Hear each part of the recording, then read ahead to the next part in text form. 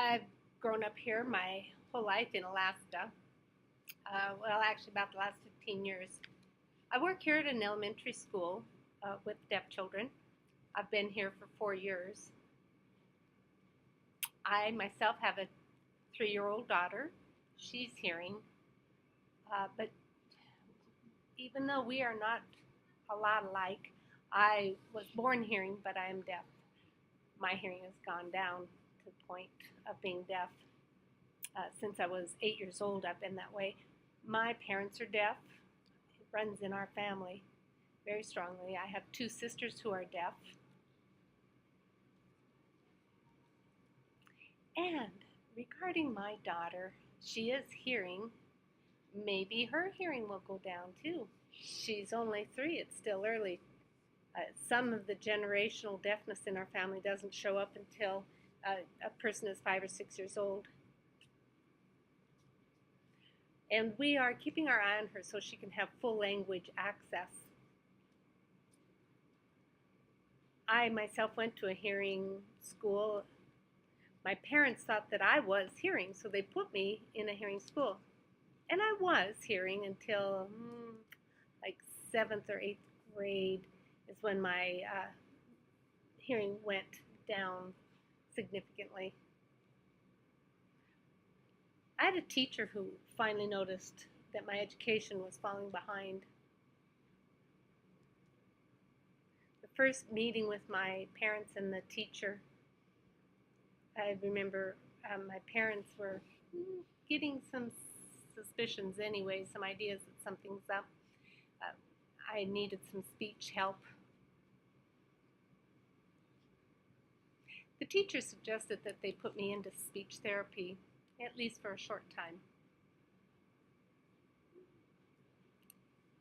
After 2 or 3 months, there wasn't much progress, so they met again with my parents.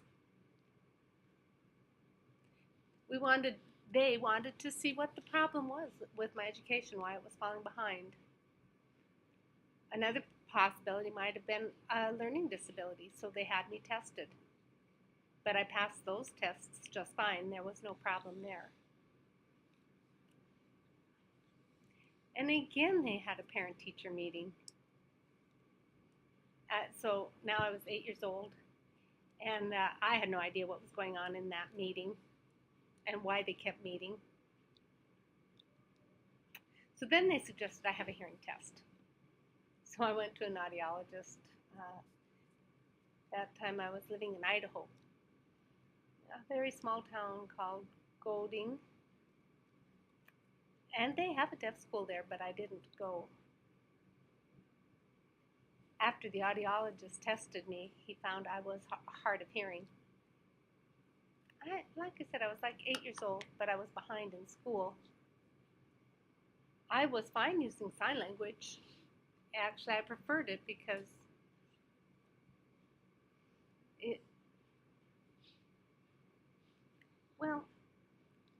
if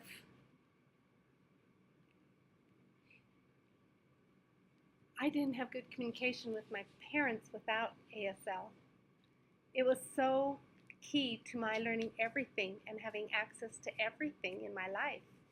It applies to everything: learning, reading, being able to use reading skills and math skills. You can pick up everything that way. I was lucky to have ASL in my early years. It helped me understand everything better. So after that, they took me out of that school and put me in a deaf school. And even though I was behind, I slowly caught up. They had good language skills, language access there. I felt lucky, but I still wish that my parents had identified me earlier as deaf, so I wouldn't have gotten so far behind. If they'd have put me in the deaf school, I might have kept up better. I just was slow at picking up everything, one step behind everyone. So that's my history. And now for my sister's history. I have 2 sisters. Well, yeah, there were 3 of us kids. 2 of us are hard of hearing, and were identified fairly early and put into a deaf program early on and started on the right path to life very happily. The baby, uh, when she was only 9 months, she was identified as deaf, and that helped. Our family already knew how important it was for her to have language access and good identity as a deaf person. So now I'm trying to help my niece and nephew to understand their deaf identity and to be very comfortable with it. After I went to the audiologist and found out I was deaf, I felt a little confused about which world I lived in. That was a confusing time in my life. It was hard for me to open my mind up to learning other ways. If in the deaf world I would want to speak, and in the hearing world I felt too deaf. So I see the same pattern of behavior with my daughter. She see people talking and she'll want to sign, and then she'll see people signing and she'll want to speak. So I see the same behavior that I had. I think soon we'll get her hearing tested too.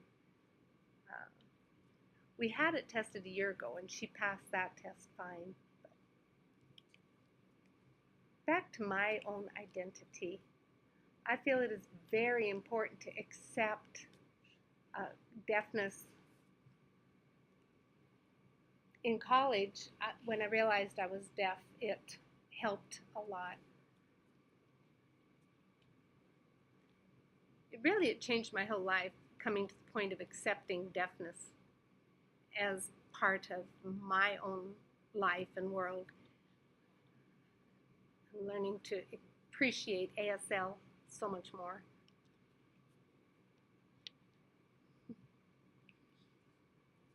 So now I am trying to teach that to my niece and nephew too. They can hear some and speak some, but I want them to accept that they are deaf and that that's a good thing. I want them to have a better experience than I had with that. Oh, I just cherish my whole family, my whole deaf family. They're very special. There's no other family like mine. We have a very strong deaf culture and strong language culture. Nobody has been forced to learn ASL. Many of us can speak and can sign, but some people prefer speech, and that's fine. I respect their choice and their decision. But if you start to see a deaf person or a hard of hearing person get behind me, you need to roll up your sleeves and get in there and teach them ASL and get them to work with that. It is harder. I know it's harder if you are hard of hearing or you have a hearing loss. But that's the time to get into the deaf world and accept it. I'm ready for that day.